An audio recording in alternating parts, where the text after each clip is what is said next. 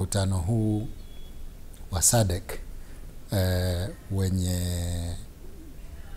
kuzungumzia masuala ya uhifadhi wa maeneo yanayovuka mipaka.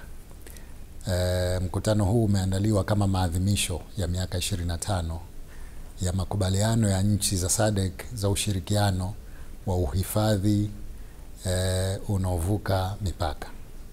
Kwa hivyo leo nimefika hapa, nimeshiriki katika huo mkutano, na kwa kweli katika mazungumzo yetu tuliyozungumza pale, kwa kiasi kikubwa tumepeana uzoefu wa nchi wanachama katika swala zima la uhifadhi.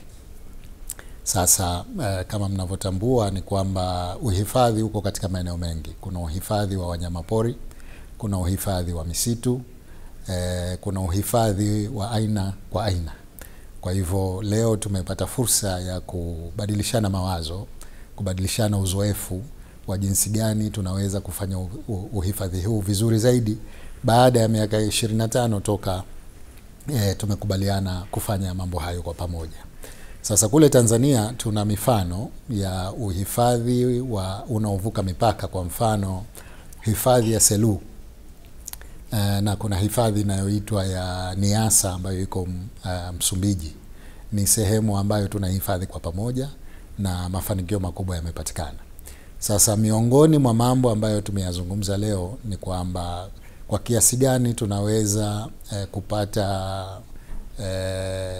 rasilimali za kufanya uhifadhi huu kwa vizuri zaidi. Yamezungumziwa masuala ya carbon credit, kwa maana kuuza credit zetu za kaboni ili tuweze kufanya uhifadhi wa misitu, lakini vile vile na wanyamapori na kadhalika.